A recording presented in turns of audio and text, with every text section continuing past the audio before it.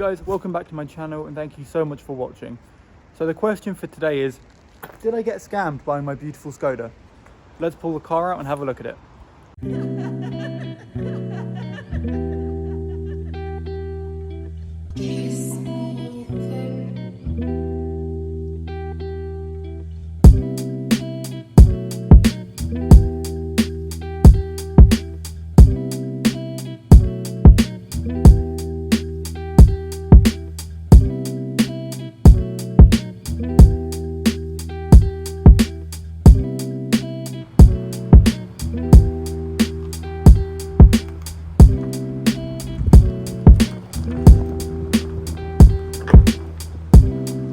So the car is out the garage. I managed to get all of the shit moved. As you saw, there was a lot of stuff just piled on top of the Skoda. And that's just because I'm running out of space in the garage. Obviously, all of that was just piled on top of it, underneath it, to the sides of it, just to get it back in the garage. And there's so much stuff still in the garage because I think coming up to Christmas, people maybe aren't spending so much money on car parts. Even if they need them, they're probably just waiting until obviously after Christmas. So that's fine. I've just reduced the price on everything so I can get it gone as quickly as possible. But let's get back to the main reason for this video, which is, did I get scammed buying this Skoda? Okay, so I'm currently sat inside my beautiful Fabia because I'm questioning whether or not I got scammed buying this car. This started about a week or two ago when I joined the Skoda Fabia group on Facebook. As I'm sure a lot of you guys would have also done, if you've got a car that you're working on or that you're modifying, you join a group for it or a forum for it because you're going to have questions about parts, about working on it, and also forums and groups are a great place to find cheaper parts for your cars and also rare parts. So I joined, and as a requirement for the group, I had to post a picture of the car. And as I'm sure you can understand and imagine, I got quite a lot of comments on it very quickly because it looks really distinctive, and actually people remembered the car from a couple of years ago when it was kind of built. And you're going to find out in a minute why I'm using the term built like that. So people commenting, asking about it, and posting some pictures of it from when it used to kind of look like it was built. And they also were saying that they remembered and knew the person who built the car. He then started commenting on the post, and I was quite happy to hear about the history of the car and to find out more about it. The guy who built the car then started PMing me, sending me more pictures of it and telling me a bit more about the history of it. And I'm more than happy to talk about it, learn more about the car, as I'm sure anyone would be when you've bought a car. Because especially in this situation, when I bought the car not knowing a whole lot about it, and the conversation was going quite well, it was all quite nice, and then all of a sudden he turned a bit sour. He started to say that I got scammed buying the car and that I got mugged off, and apparently saying that I overpaid for it because he sold the car for even less than I bought it for. And the reason why I'm kind of talking about this is because I just think it was unnecessary. I don't know if he was having a bad day or if he was still a bit upset about selling the car for as cheap as he did, but whatever, we move on. He then went on to say that he didn't service the car for the whole 5 years that he owned it. And obviously that's not good, because I might have a car that has 90,000 miles on it, has been making more power than it did from factory, has been driven around quite hard, and apparently never serviced.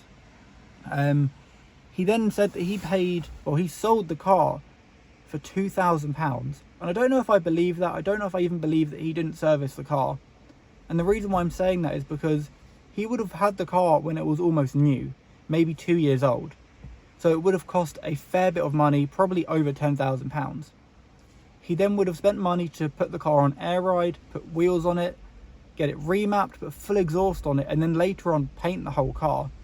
And even though the paint is just rattle canned and it's not been done very well, which I'll show you in a minute, it still would have cost a lot of money to do all of that. So for him to then apparently sell the car for £2,000 means that he would have lost a lot of money on it. But anyway, you know what, it doesn't matter. I'm still happy enough with the car for £3,000. I think there's still a lot I can do with it and I can still have a lot of fun with it. And as you guys heard last time, if we hit 250 subscribers, Harvey and I are actually going to take this car to the Nürburgring. Obviously it's going to need a lot of work before we take it. If you guys want to see that and kind of allow me to keep working on this car, please subscribe, please like, and please follow along. So let's have a look over the car and see why I potentially have been scammed. Okay, so let's walk around the car now and kind of look at all the flaws that it has, and yeah, just talk about it a bit more. So obviously the biggest issue is the shit paint job. The car was originally red, it's now been rattle can blue. I don't actually mind the blue, I think it looks quite nice, but it's just been done not very well. It doesn't even have any clear coat on it, but whatever. The next issue is that where it used to have the big spoiler on it, it's now got holes in the boot and holes in the spoiler up here. Holes in the boot, not a big deal, just weld them up. Holes in the spoiler, bit more annoying, but equally you can fiberglass over it, you can get some like fiber filler, really not a big deal. The next issue with the car is kind of in the engine bay, and it's the fact that when he built the car, this was his solution for a cold air intake. Yeah, so his excuse for a cold air intake is a pod filter that is very, very loosely kind of just placed in here. You've got one bit of silicone hosing that attaches down to the turbo elbow there, which is actually, that bit's fine. But then, yeah, he's just got another bit of silicone and just wedged it in there. It's got no clamp on it, it's got no hard bit of plastic or metal in there to actually bridge that gap properly. He's just wedged a bit of silicone in there. And then you've got this disgusting ram air filter that has been crushed by the bonnet, that is placed directly on the intake manifold. So it's just going to be getting really hot, sucking in really hot air. The next part is this little box here, which is actually used for the anti-lag system that the car's got. That basically just means that I think all it's doing is cutting out the spark and making the car dump a bunch of fuel into the cylinders and then goes out the exhaust, and obviously kind of just makes a flame out the back.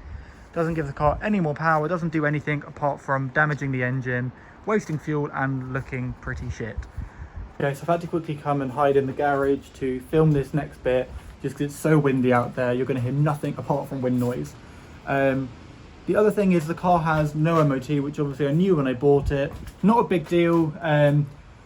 I then later found out that the car doesn't have a catalytic converter in it. I don't know if it's just probably got the original cat that he's just beaten out with a hammer, or if he's just blown it all to pieces using his anti-lag system. But I found another cat that I'm going to go get for it, because I'm not going to get this car a dodgy MOT. You shouldn't be getting cars dodgy MOTs. It's just not worth it. And especially if I'm going to be taking this car out of the country and into Germany, I don't want to be driving around in a car that hasn't got a catalytic converter and hasn't been MOT'd properly. So I need to get a cat and get it fitted to the car, which is not a big deal. I need to get that door switch fixed, and we definitely need to get this car a service.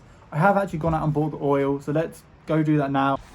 Okay, so I've got the key for the car, which doesn't work, and I quickly just went and got some batteries for it. So let's quickly put a battery in the key and hope it fixes it. Otherwise that is just really annoying, having to manually lock and unlock the car every time I want to get in it. Okay, so yeah, I put a new key or a new battery in the key and it works. That's awesome, because that was really annoying and that's probably quite an expensive fix. Yeah, let's get back to the whole getting scammed thing, because I'm currently sat in the car.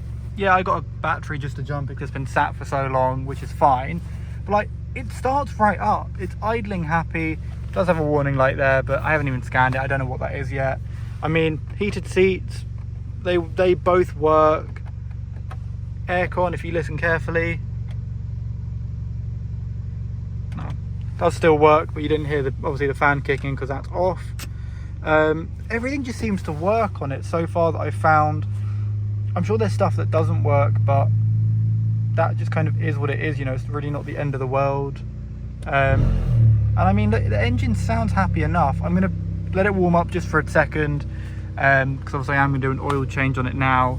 But I mean, and it sounds pretty good. I'm only gonna do this once because I don't want to annoy all my neighbours, but like, it's only a little shitty 1.2, but actually it sounds pretty good. But yeah, let's let this warm up for a second, get it jacked up and do an oil change on it. And just like that, the car is on axle stands.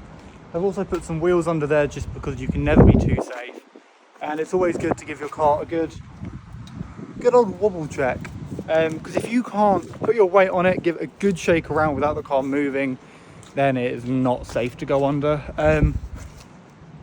I can get into this in a bit more detail in the future if anyone wants it. I have actually had a car fall off a jack and land on me before. Luckily I was fine. I did have to go to A&E and it was not a fun night. So yeah, make sure you get your car on proper axle stand, get wheels under there, and just make sure you're being safe. Right, just got a bit sidetracked because someone came to buy the headlights from the Mini. So they're gone, that's good, that's a bit of extra money back from that. Yeah, but let's get on with the service now. I've got oil and a filter. It's only cheapy oil, but if the car genuinely hasn't been serviced in 5 years, I'm only going to want to run that for probably a month or two just to try and clean out everything. And then I'll swap it over and put some good quality oil in the car. And I'll just use that cheap oil to clean out the sludge. Okay, so I just got a little bit sidetracked. Someone came and bought the headlights from the old Mini. So that's good, those are gone. That's a little bit more money back on that car. So let's get on with doing the service on this Skoda because it definitely needs it. I went to Euro Car Parts this morning, picked up oil and a filter. Normally I would put in some better quality oil than that, but this car hasn't been serviced in 5 years. And if it is actually true, it's going to have a lot of gunk built up in the engine. So I'll put that oil in, use that to kind of run the car around for a month or so. And then I'm going to drain it and put some better quality oil in. And basically just use that to try and clean out any of the nasty gunk that would have built up in there. Okay, so I'm under the fab here just seeing what I'm going to need to do this oil change. Obviously we've got the oil filter right there and we've got the sump plug right there. There is definitely some oil leaking down under the car. I'm not too sure where it's coming from, so I'm going to have to give that a look. It almost looks like it might be that oil filter, and I'm seeing rust on that filter, so there is a good chance this car hasn't had a service in a number of years. So yeah, let's quickly do that now before this car just rots away.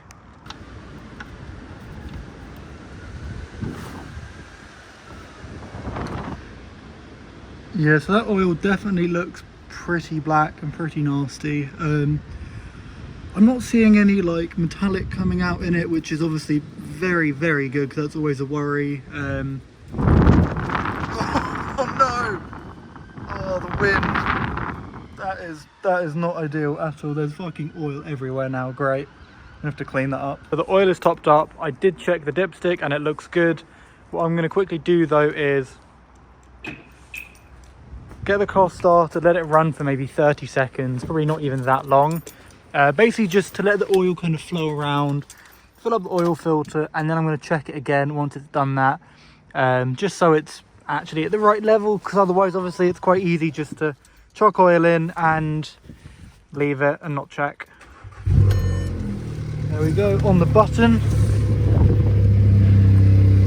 Yeah, just leave that to cycle for 30 seconds and I'll check it again. So that sounds like it could just be obviously the intake noise, but it's not. It's from all the gaps, especially that gap there. You can just hear all of the air leaking out. So that's just not good. That air's not getting filtered, and it's definitely not the right amount of air going in. And that's just another reason as to why this car hasn't been built in the best way, and why doing just stuff like this is really, really dumb. Either buy a proper cold air intake or leave the stock airbox, because that is just stupid. And that is exactly why you check, because after I just put the oil in, that was at the perfect level, and obviously now that is very low. So the car wants a bit more oil, that's absolutely fine. So yeah, definitely worth putting oil in, starting the car up, letting it run for 15 to 30 seconds, and then checking the dipstick again, because otherwise you might be running way too low on oil. Right guys, so the Skoda is back in the garage. I managed to get a bit more stuff on the workbench at the back there, which is good, and I managed to get the GP rep wheels in the back seat of the Skoda, so I don't have to keep moving them in and out, so that's good. I do still have a few bits kind of just like out and about still, so that's fine, I can put that away. There's definitely space for that now. But yeah, that's it for today. Before I kind of finish the video, I wanted to say that I don't mean any hate towards the guy who used to own this car or who built it. Obviously, maybe he was just having a bad day that day when he was messaging, or maybe he's upset because he sold the car for not a lot of money. And I'm also not judging him for the way he built the car, because I'm thinking maybe it was the first car he'd ever kind of worked on and built, and so the stuff he's done isn't maybe done in the best way. But look, everyone starts somewhere, and if this was the first car he built, it's not too bad. It definitely needs a bit of love and a bit of work, but not something I can't fix. So thank you guys so much for watching, and please, if you haven't already, like, subscribe, because remember, 250 subs and this little Skoda is going to the Nürburgring. I'll see you next time.